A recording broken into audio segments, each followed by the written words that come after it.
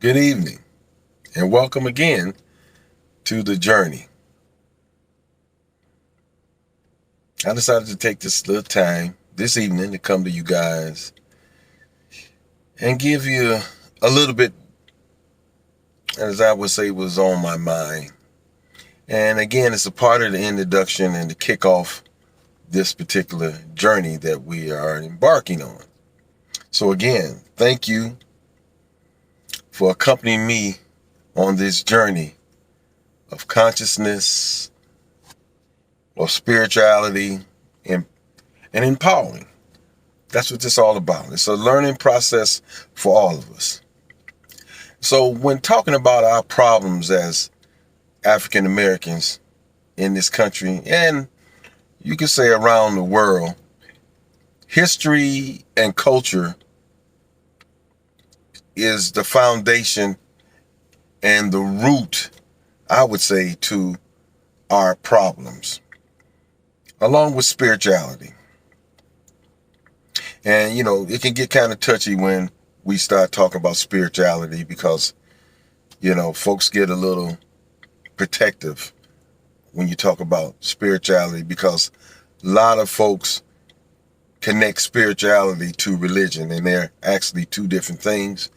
But, again, but when we talk about history and culture, it can help us to vet out and decipher and to give us a strong bonding relationship that we should be able to agree if we want to be true to the nature of history and what it's all about. So what is the importance of this history and this culture? It's kind of your history and culture is like embedded into you. It's embedded into you, and it's, as some would call it, it's like a conspiracy. It's the foundation on how you see yourself in the world.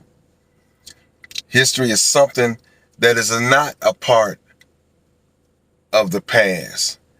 In actuality, history plays a major part into the present and the future. Because a lot of times people want to get out of history because they may not like, what history brings forth. You see they having conversations about this critical race theory, so they want to always put history in the back seat somewhere. Well, it ain't that important. That was in the past. But history is very important on how it shapes a person and a people and gives you that worldview on how you see yourself in the world. Because people who try to steal your history and try to distort your history, they're actually stealing your genetic consciousness. That's what it all comes down to. They're stealing your genetic God consciousness. They're tailoring how you see the world, and your worldview. And that is not good coming from a people or a system that has oppressed you. Tailoring how you see the world, how you see yourself. Yes, if it was coming from a foundational community from which you live that serves you and has your best interests at heart, then yes, that conspiracy and laying out those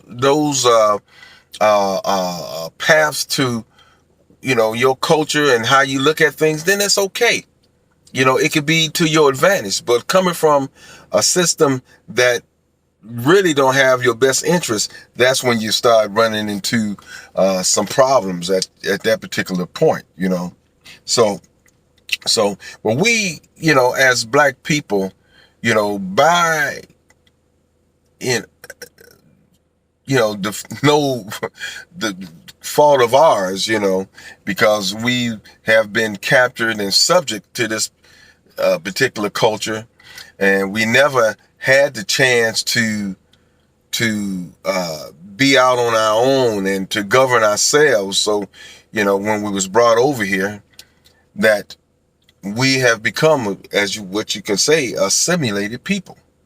You know, somewhat might not like for me to say this, but basically we are black, white men and women, if you want to look at it. I mean, you can't be anything else.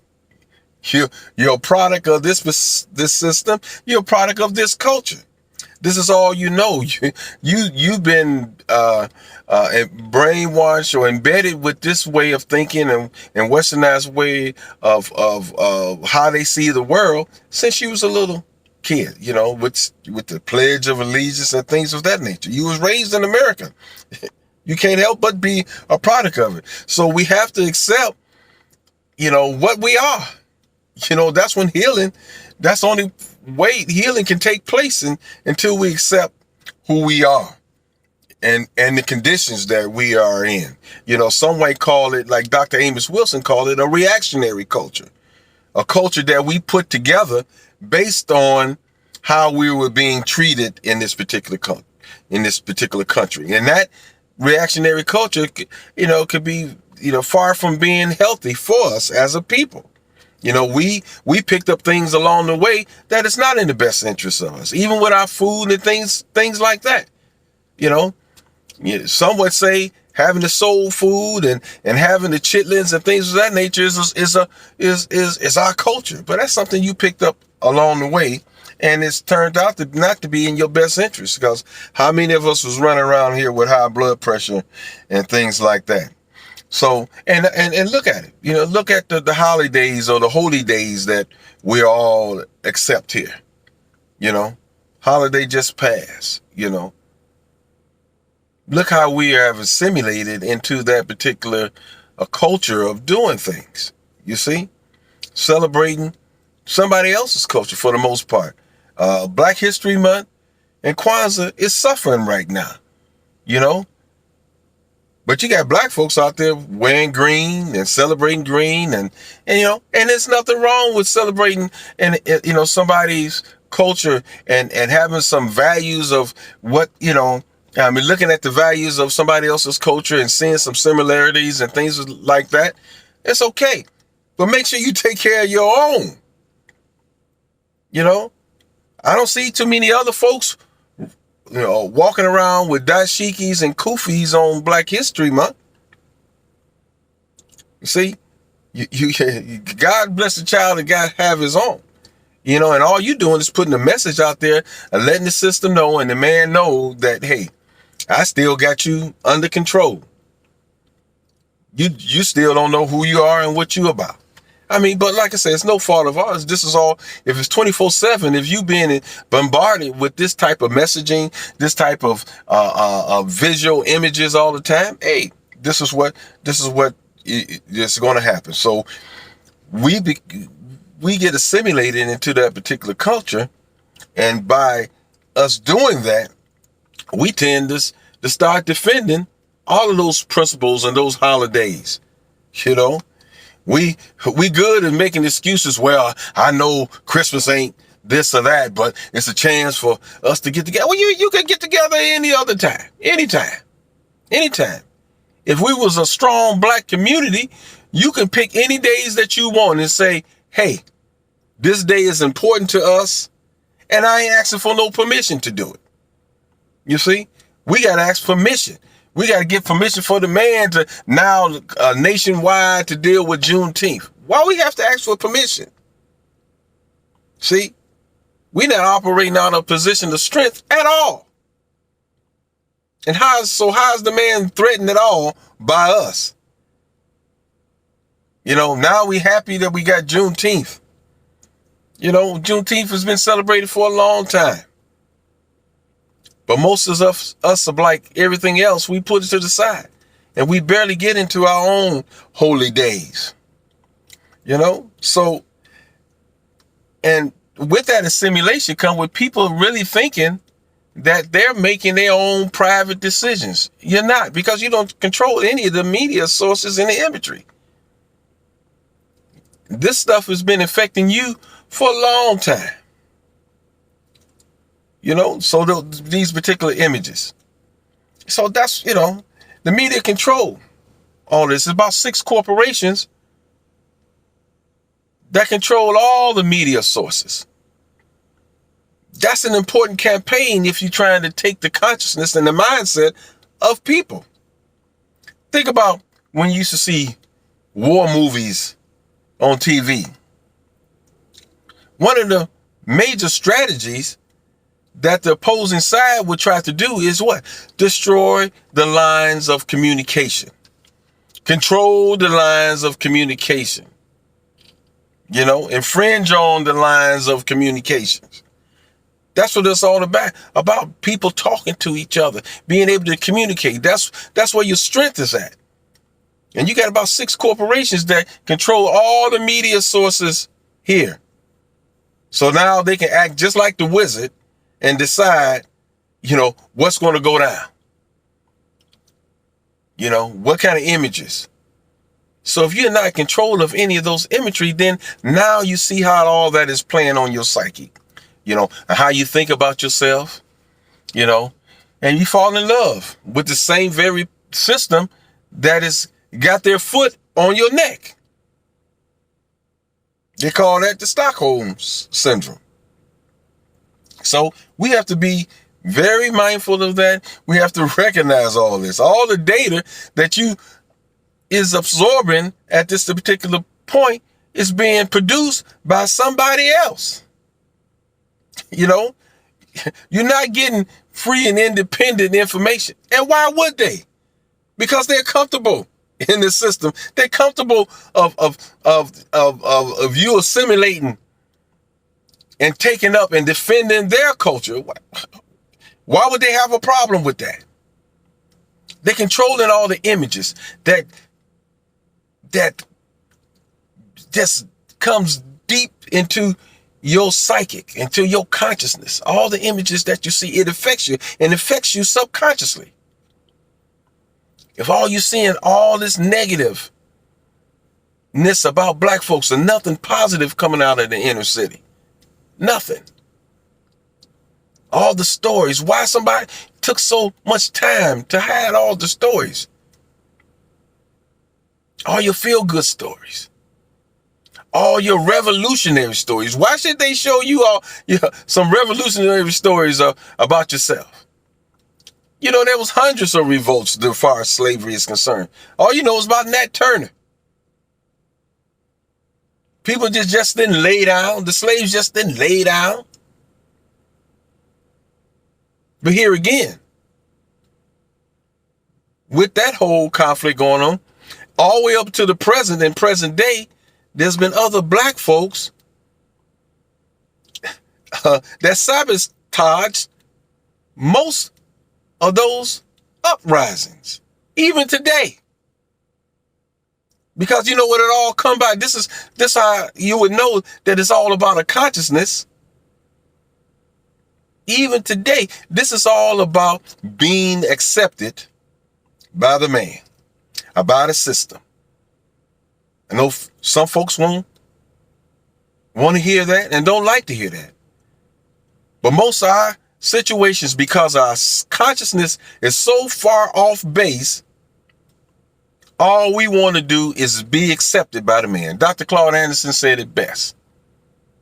About acceptance. When we had their attention in the 60s, and we was all black power, wearing tikis, dashikis, and things of that nature, wearing the red, black, and green, and nationalists and all that. They say, ho, what do y'all want? And we didn't know what to ask for. We want to be able to go to your restaurants, your hotels, your schools, and things of that nature. That's what we ask for. Not for nothing independent that we can, teach us how to fish so we can fish for ourselves. Economics and banking industry so we can get into some of those arenas that we were kicked out of. We didn't ask for those things. We just wanted to be accepted. And until today, that's what it is. We just want to be accepted by the system. And it's hard for us to want to give up those material things because basically, some relief in getting out of the system and as far as being controlled by the system, it's changing your values, the things that you value. All those images he show you dangling this carrot. You need this. You want this. You've been bombarded Every time you turn on anything, your TV, your radio, your computer, he's at your psyche. You need this, you want this, and you think you honestly have some independent thinking. Oh, I got this just because I like it. No, you didn't. You got it because it was flashed to you, and this man put up these images and say you want this, want it. Just like when you was a little boy, you showing off, as they used to call it.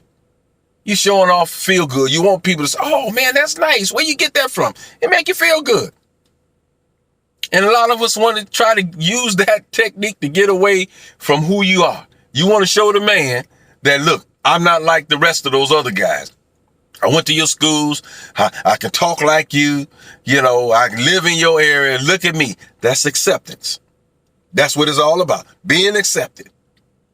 I used to do a little quick example. If you took a black person and you took him to, Dan Gilbert owns, I think one of the teams or whatever, sports teams. He'd take you to one of his country clubs and sit you down in his circle. You wouldn't be able to talk to that brother no more. He'd be so outdone that he think he has arrived, and you won't be able to say nothing to him no more. You know who I was just sitting around? You know where I live? You have black folks talk about, everybody I live around is black, is white folks that stay around, where I live. See? Accept it. Deep down, that's what we're all about. But see, that's the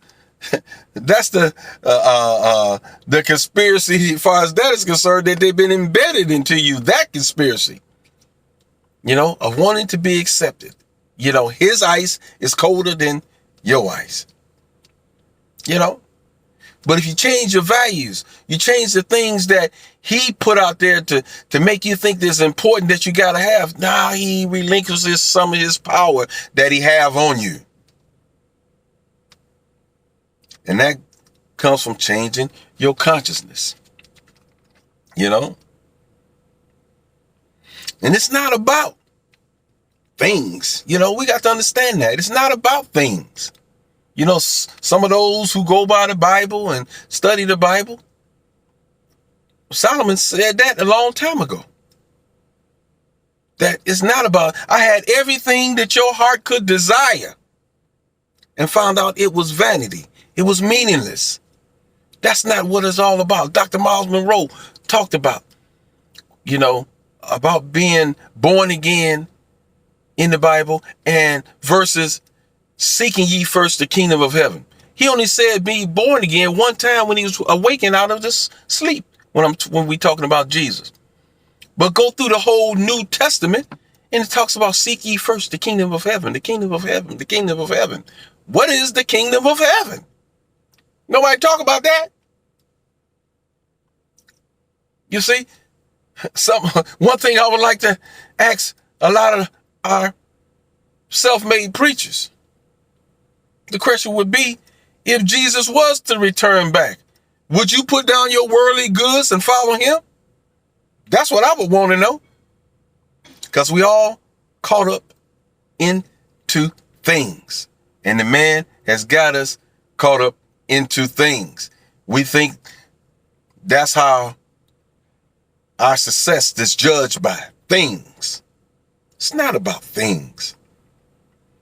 I'm into trying to find out what this purpose of life is.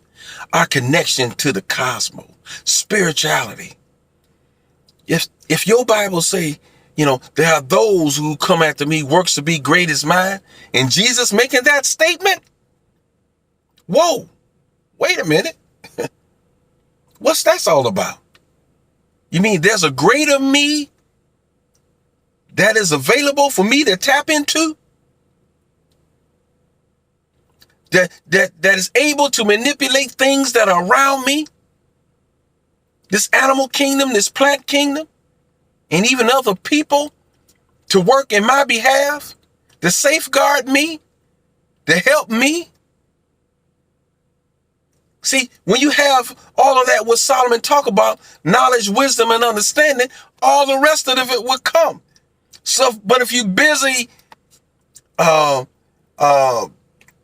busy with trying to gain inanimate things like that, then how can you're going to miss the whole purpose of life, what it's all about? And the sad thing, going through your whole life, 60, 70, 80 years, not knowing who you are. That's the tragedy. Not knowing who you are. Greater he that's in you than in the world. God don't dwell in temples made by hands. What is he talking about? That's where you should place your value. Right there. What is he talking about? See, we're missing the whole point in both. The man has us in a whole nother direction. But us as a people, you think we will go and seek out what our ancestors had to say, the people that's been on this planet for the longest? That's like you throwing the parents out the house and listening to the children. Surely dysfunction is going to take place. Look in the short period of time under the systems, the present system's control, have screwed up everything. The water messed up, the food messed up, the ecosystem messed up, sinkholes, the ozone, animals being extinct, the water, the air, everything. And this who and what you want to follow? You got the planet on the brink of some serious things going on. But you won't turn to your ancestors. Not at all. Because he had put something in your system, in your psychic, that you don't want to have nothing to do with. And I know it's embarrassing. That's what the purpose is. You know how a young person or somebody, you hear something on the news about a crime taking place.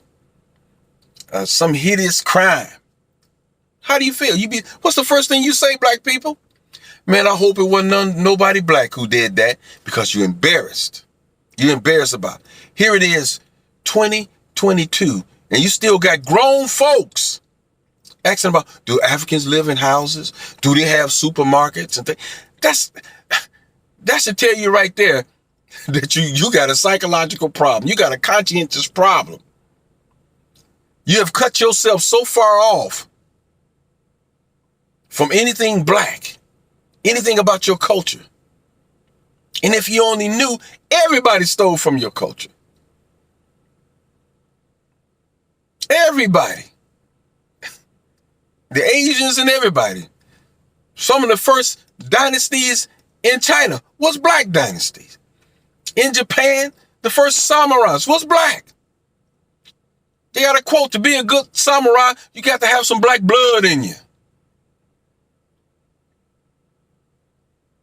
If you knew that, if we was taught that, what kind of difference would it make to our children growing up? And they want to talk about critical race theory, and look at all the damage that has been done to our children, seeing all the negative imageries all their life. And now they talking about critical race theory, is making little white children feel a certain kind of way. Well, what about our children all these years? And now what they doing politically, they going after all the schools. They're starting to go after the school boards across the country to dictate policy about what to teach in school. All this is going on right up under your nose while we partying, snapping fingers, looking at football games and things of that nature. And you wondering why we're in the state that we're in right now. We don't control nothing and none of our media sources. Let's move on to the importance of language. Look at the language that we speak. That's important. You in the mindset of somebody else's culture with language. Language is power. Language is a form of indoctrination to a people. Speaking their language, We don't know what we're saying. We don't know what kind of energies that we invoking, speaking somebody else's language. Language is a part of culture. You know, it's that indoctrination. It's you indoctrinating somebody else's worldview, how they see things, how they describe things. You got to know to understand that. So whose worldview is being indoctrinated into us?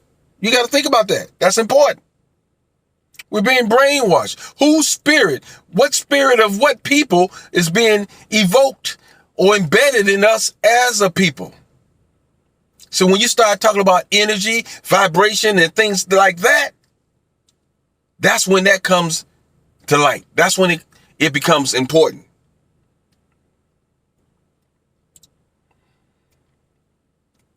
So we're in a battle for our consciousness and our minds. This is the battle. And it's always been the battle. Think about how these brothers was brought over here and stripped of everything. As Dr. Wilson put it, it's like going into a time warp, he said. You know, where your way of life, the way you look at things, your language, your food, you just been transported into a whole nother planet, a whole nother consciousness where people that you don't understand and craziness, and they having you do all kind of crazy things. Could you imagine the type of culture and psychic shock that is going on to a people? Giving you their name, another consciousness that you speak into existence all the time that is related and connected to that slavery mentality. That's why the whole Toby and the whole Kunta Kinte was all about. I'm changing your consciousness into this slave consciousness. And we still is affected by that transition, that thing that happened. We're being brainwashed. You let people dominate certain things that we doing right now in our industries. That's a prime example that we in a battle for our consciousness. Example.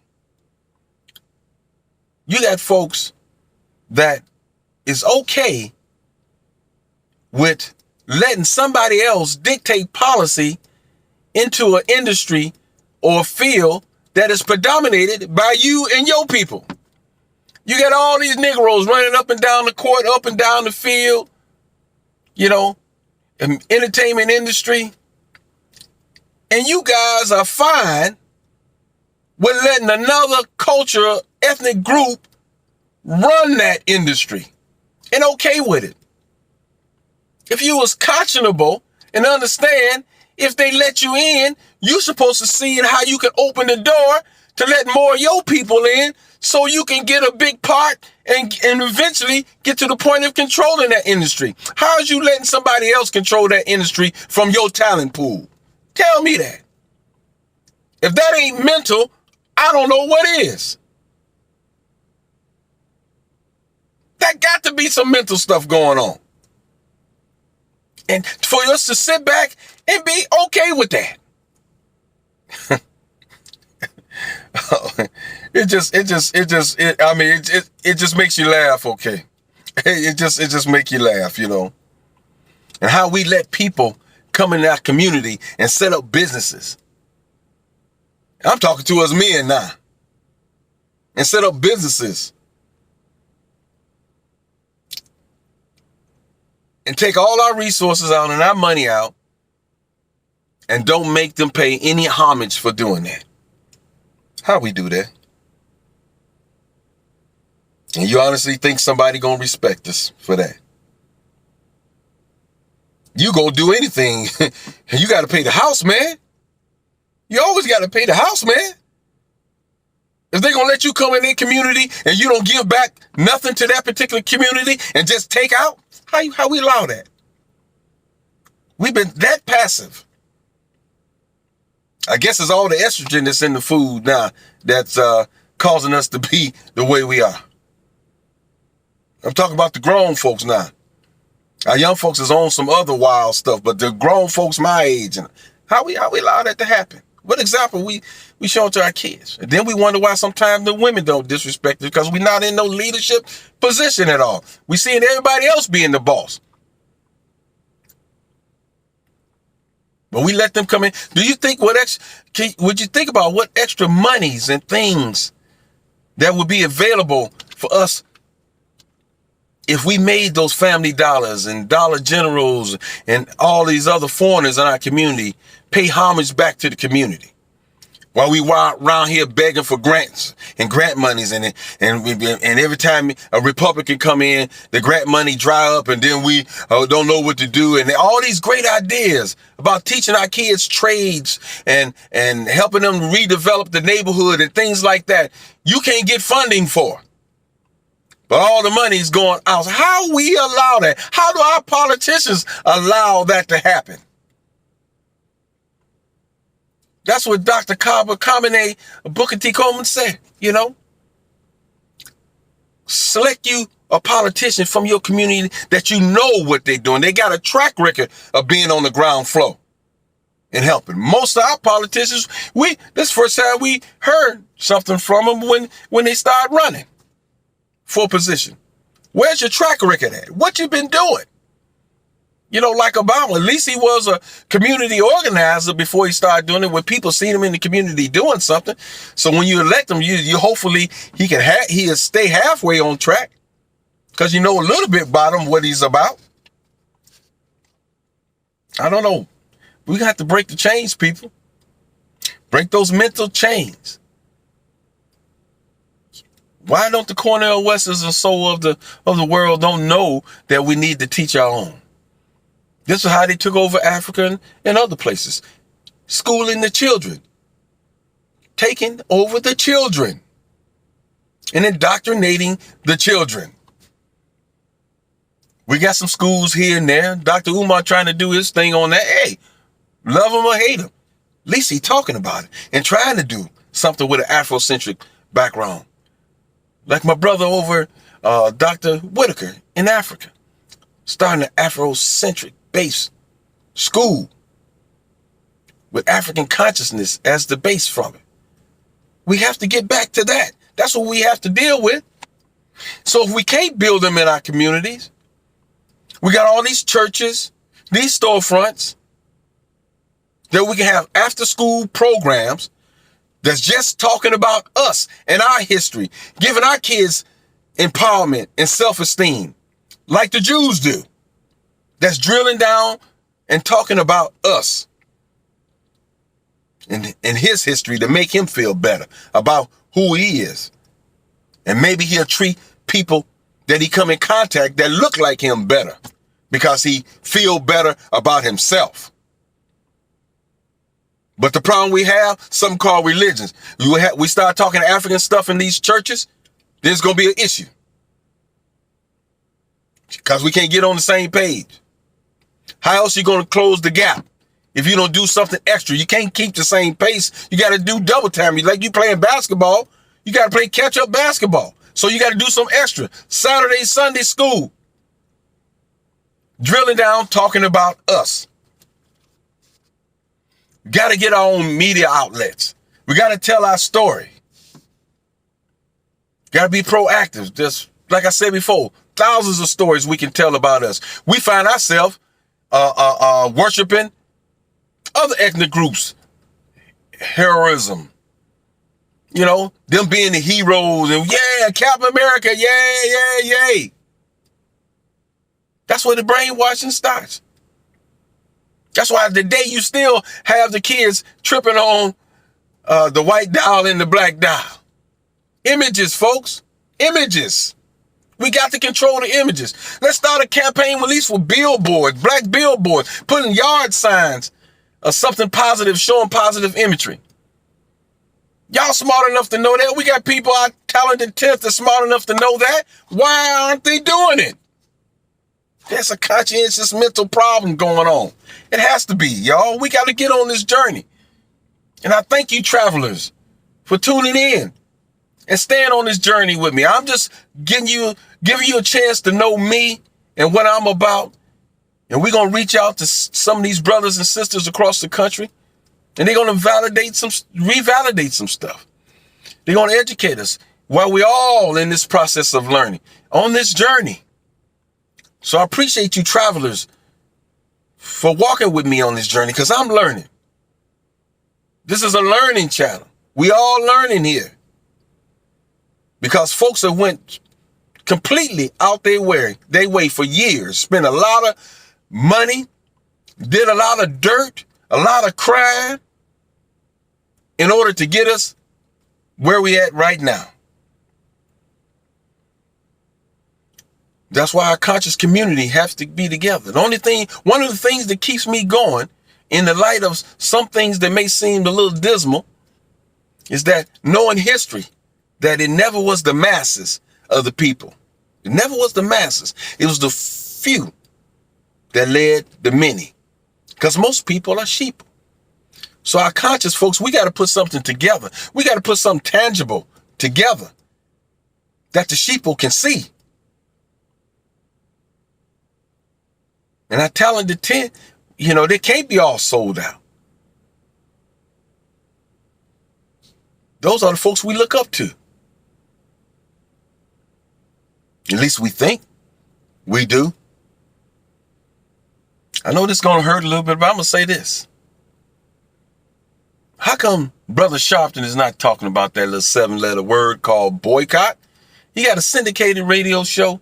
We can get a lot of the stuff that we want and need with that 7-letter word called boycott. What's wrong with orchestrating something like that? Come on, people.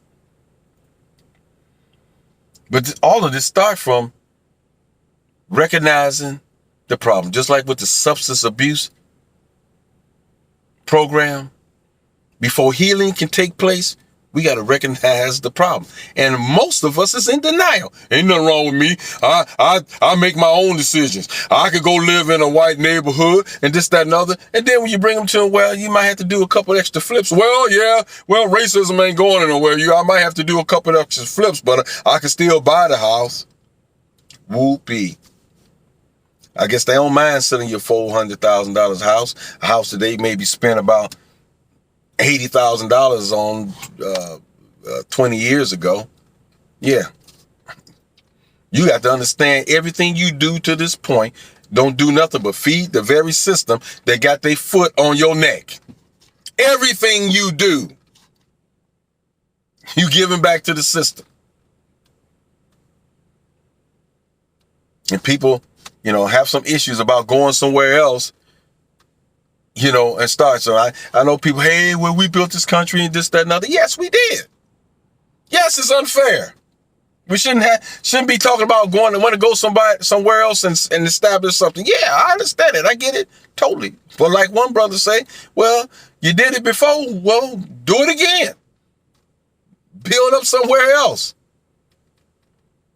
You can see what happened when you was doing your own thing.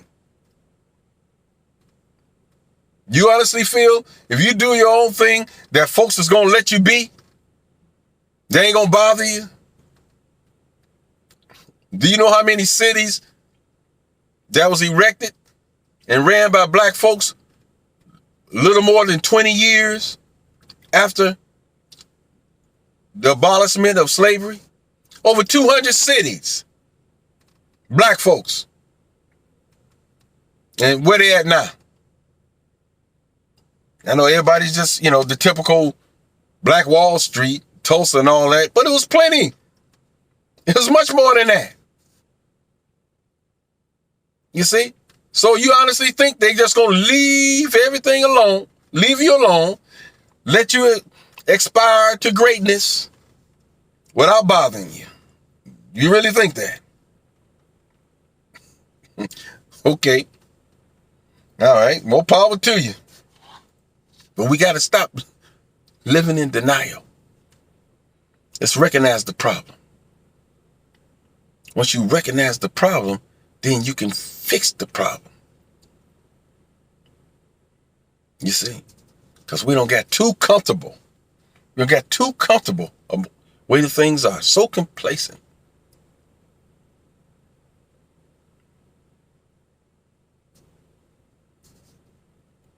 We have to do whatever we can to get back into our God consciousness. We're going to talk about some of those things about how, meditating and eating the right foods and focusing on different things that help to restore your God consciousness. Going back into your DNA. You see? Because as Brother Kamene say, you're a product of all your ancestors that are in you. You got it all ready inside of you. You got it. But you're so polluted with so much negative garbage that it's hard for you to see. What did they say? An African proverb? The ruin of a nation begins in the homes of its people. What about our homes? What about our family? Look at the divorce. And you want to stay away from your African culture. Most all cultures that you know is heavy on family. What happened to us, folks? What happened? It was purposeful. That's what happened. Tear down the family, he don't have to worry about you as a people.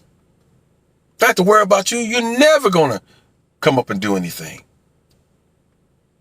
You know the sisters can't raise no brothers, no men child. Come on. It's a unit. It's a balance. That's what this planet is all about. Balance. Once you understand that,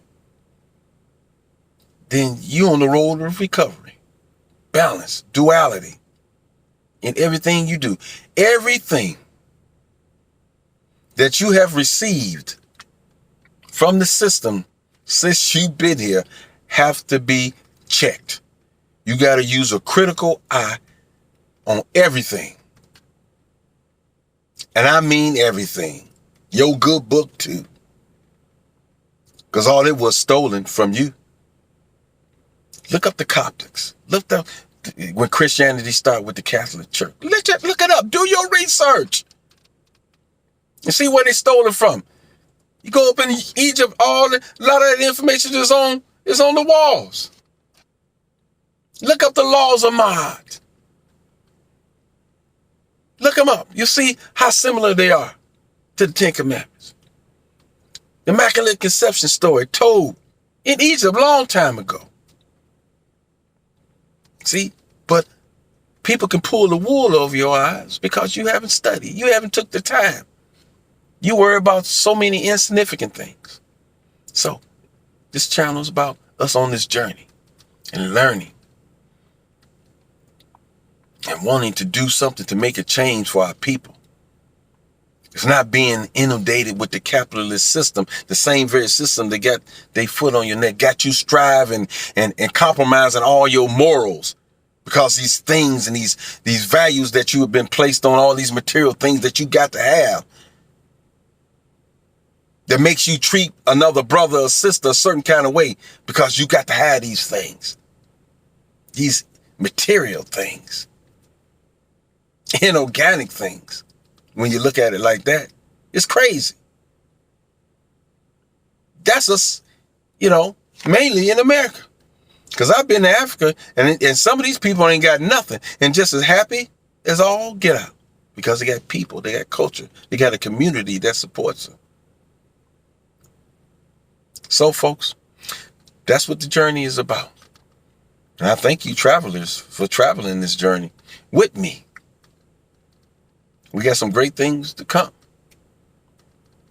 Hit that subscribe button, y'all, so we can get this show on the road. It's going to be a good journey. It's going to be a good journey.